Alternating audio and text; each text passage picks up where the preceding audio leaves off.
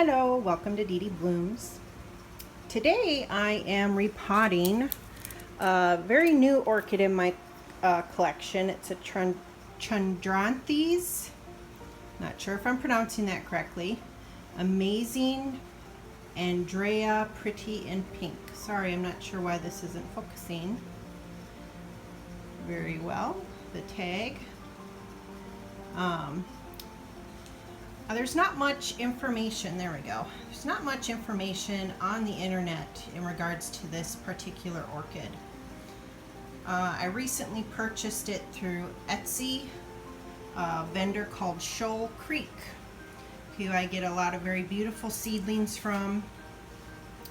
And they were offering this one in bloom. And this is the bloom spike, where it was, and another one. When I received it, only had one flower, and it was right here. And it was near the end of the flowering life, so I got to enjoy it for a little under a week, and then it was done. And so I decided I'm going to repot it today. It seemed root bound, and boy, it sure was. And the pot was actually disintegrating. It wasn't bad plastic or anything. It was the type of pot that actually does disintegrate. It's one of these. So it was easy to tear apart and take off. And here's a beautiful root system. And I'm honestly not sure if this is a good time to repot it or not. Like I said, there's not much information online that I've been able to find. I've seen a couple videos in a foreign language I can't understand, and I watched it. And the lady who was doing her repotting of her Chondranthes, she repotted and it looked like bark and sphagnum moss. So I'm going to try to do that today. I got my sphagnum moss. I think I'm going to try this coarse grade orchid grow mix. It's Goobler orchids. I get it from our local Lowe's. I have other brands, but this is a smaller type of an orchid mix. So this currently was potted in sphagnum moss. It's all tucked up in there, and I'm going to work it out so I can replace it with fresh sphagnum, fresh bark, but keep the ratio higher in moss than bark, because it's definitely not used to bark, and I don't want to shock it too much. So, but it's just a beautiful orchid. I love the look of it, kind of oncidium-like in the leaves, but still just different. And that's what drew me to it. So I'm going to go work on getting this moss out. That's going to take me some time, a lot of flushing with water, and then I will be back. Hello, so we're about an hour and a half later, and not all of that was working on this. I'm going to say it took me at least a good half hour to really clean out these roots. Hopefully I have not damaged too much. There was moss all the way up in there. There's probably still little bits and pieces that I couldn't really get at. But I used water and just picking things out little by little.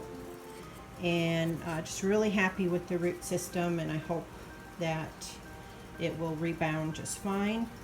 And got the leaves really wet and got water all throughout down in here. So I took this, wrapped it in a damp paper towel, the roots, and then I set it like this in front of a fan, so the air was just blowing right into it to try to dry it out for about the last hour.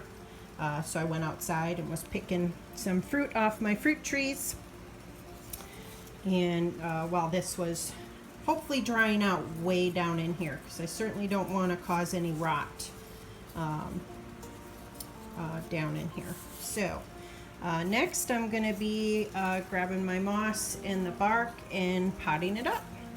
I think what I'll start with is work some moss up into the tendrils of the roots here, along with some bark and a lot more moss and bark surrounding. I'm going to pot it in a little bigger of a pot. I'm thinking this 4-inch is gonna work for me, but I might have to go get one of my 5 inches. Haven't decided yet. And actually I'm thinking it's gonna be a 5-inch, because with how prolific this root system is, I don't see how this is going to stay very happy very long. So I'm going to go find one of my 5-inchers and be back in a little bit. Okay, so here's the difference between my 4-inch and my 5-inch. It is quite the difference. Gosh, this feels more like it's a 6-inch. I could have swore I ordered 5-inchers, but anyway, I think the 5-inch is going to give it the room it might want to have plenty of medium to grow into and expand its root system. And I hope I'm on the right track, because again, I just don't have very much information on these orchids.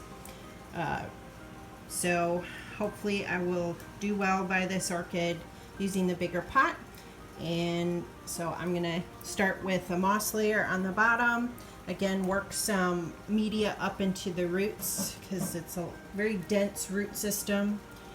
So I want to work some of it up there and then put media all around. So I'll be back in a little bit.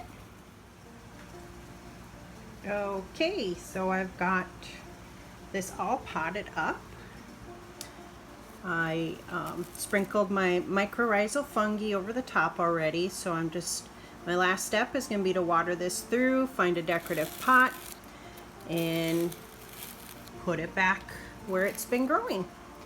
And I think I've got this nicely set up in here with a mixture of moss, perlite, and bark. Not super large bark chunks, smaller bark chunks. I'm hoping it'll take to it okay, keeping with the moss mixture. I put moss up into the roots, and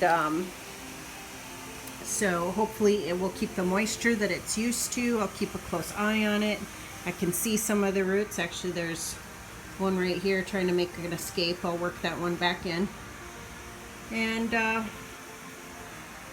hoping I'm on the right track. If anybody has any experience with these, I would love some comments, some information. If I'm on the wrong track, if I've potted it too low, the roots are just, the top of the roots are just right here. I want to keep them humid, but the way I received it, the top of the roots are pretty much exposed. But so I'm gonna try it this way. Hope I don't rot it.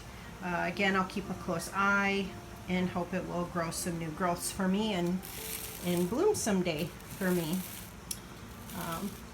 So thanks for any advice if you have any, and thanks for watching.